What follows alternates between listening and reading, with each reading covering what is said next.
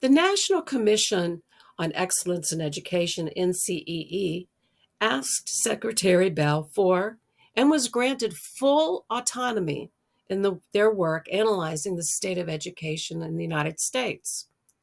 He also pledged the full support and resources from the Department of Education and unlimited access to the department's data. The commission met for the first time in early October 1981. For the next 18 months, they held hearings across the country and considered evidence that would help them formulate an opinion about the status of education in America. Information learned at these hearings provided evidence of the Commission's findings. However, the question is, what empirical data was used by the NCEE in their evaluation of schools in America?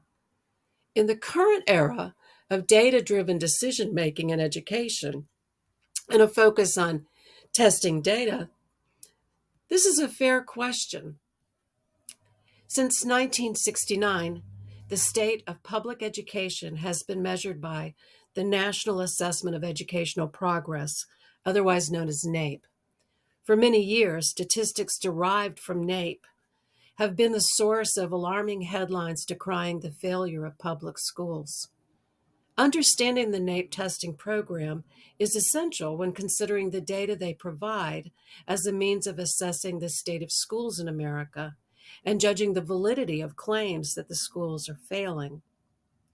For more information about NAEP, you may want to check out my two-part video in which I explain this highly consequential and controversial national assessment program.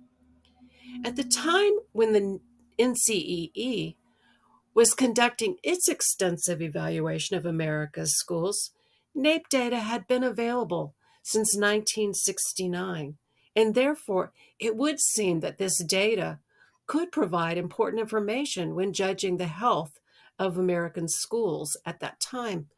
However, no mention of NAEP data appears in A Nation at Risk. According to Terrell Bell, NAEP data was inconsistent, with some states participating and others refusing.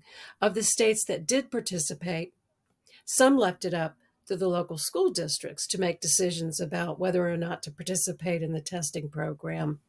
Therefore, the NAEP testing program prior to 1983 did not provide the type of data that could be used to assess teachers or the state of public education in America.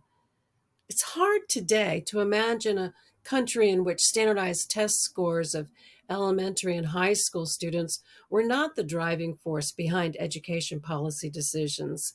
However, in the years prior to 1983, standardized testing was actually de-emphasized and certainly was not universal in its use across the country.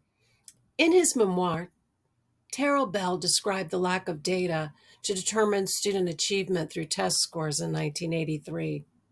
He stated, "Putting together accurate assessments of each state's educational standing proved to be much more complex and controversial than I had anticipated. Gathering academic achievement test scores state by state turned out to be an utter impossibility." Prior to 1983, and in particular during the years after the Brown versus Board of Education decision, the impetus for reforming education was addressing the disparities associated with racial segregation and unequal access to quality education. Arguably, during the years of resistance to federal desegregation laws, there was little desire to administer standardized tests to all students across the country if the end result would be to demonstrate the vastly unequal educational experiences of white middle-class students and minority students.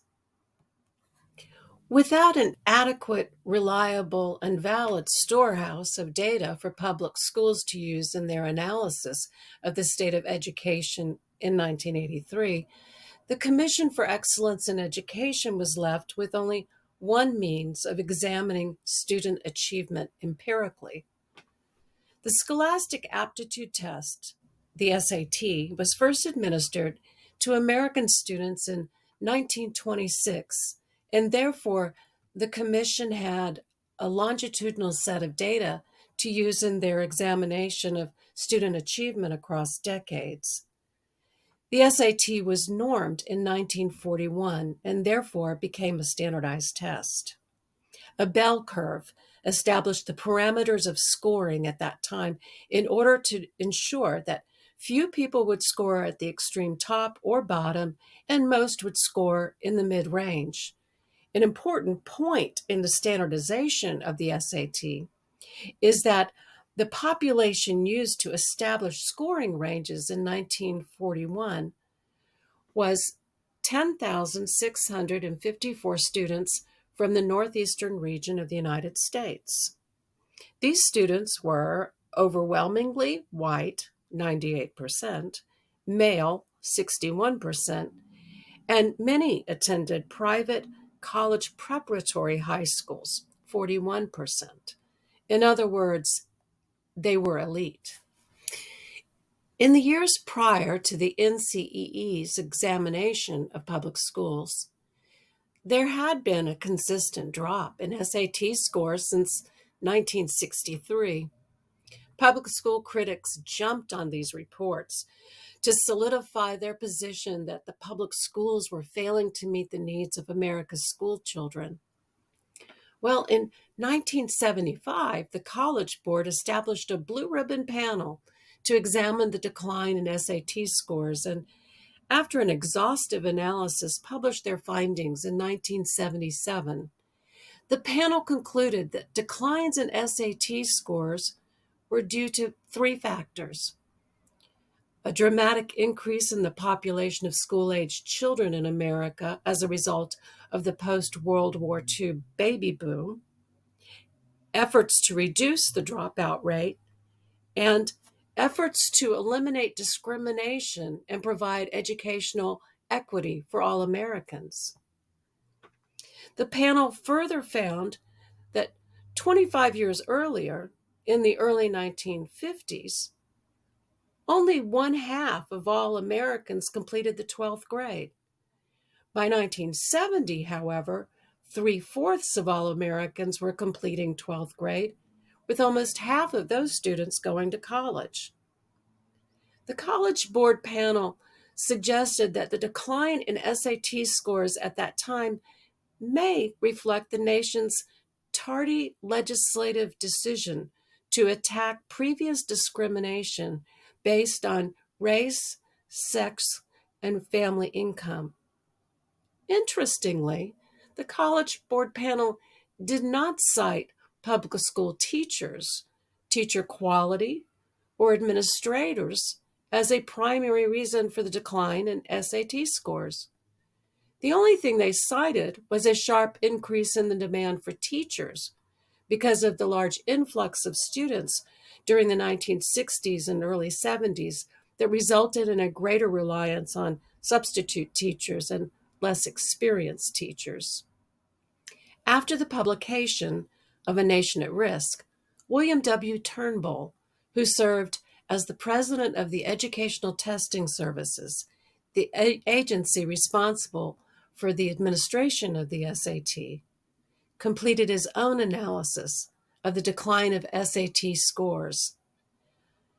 In 1985, Turnbull stated, "The SATs are neither specific nor sufficient measures of school effectiveness." Not mentioned by the College Board panel or Turnbull, however, is the fact that by 1977, a large number of states had turned to the American College Testing Program, the ACT, which began in 1959, as the test that would be used to indicate academic success and serve as the gatekeeper for entrance into university. This fact alone may have explained, at least in part, some of the decline in the SAT scores overall, as more students began taking the ACT and not the SAT. Nonetheless, The National Commission on Educational Excellence relied on SAT data to determine the state of education in the United States.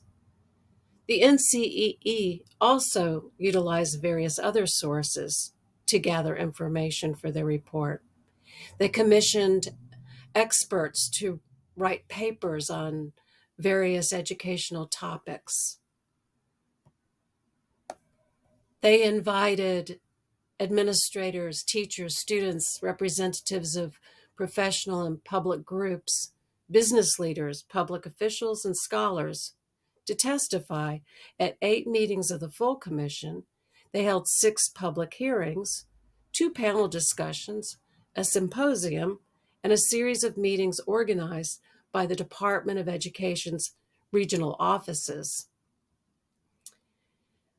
They also considered letters from concerned parents, teachers, and administrators who volunteered extensive comments on problems and possibilities in American education, and received descriptions of notable programs and promising approaches in education.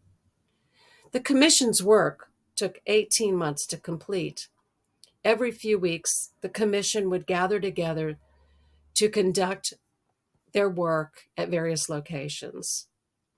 The analytical data that resulted from the NCEE's 18-month investigation in the state of education, therefore, was vast.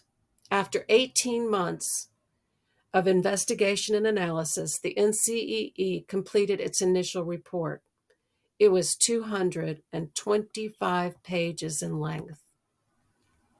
Some commission members were concerned that the lengthy report would be relegated to the fate of so many governmental documents that end up being merely archived among the thousands of reports generated over the decades. In 1988, in an interview, NCEE Chair David Gardner provided the rationale for revising the initial lengthy report.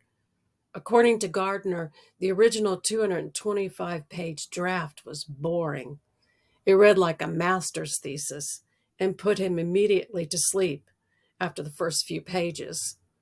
Several other commissioners had a similar reaction, and the decision was made to radically change the entire character of the report. While the commissioner's original charge was to write a report to the government, they decided that the impact of their work would be greater if they approached the project in a much different way. According to Gardner, he told members of the commission, "Look, we're asked to make a report to the government. What we really want to do is write an open letter to the American people, because we need their understanding, we need their support, we need their involvement. And moreover, it will change the whole character of the report. We'll write it in plain English. It'll be brief. It'll be to the point."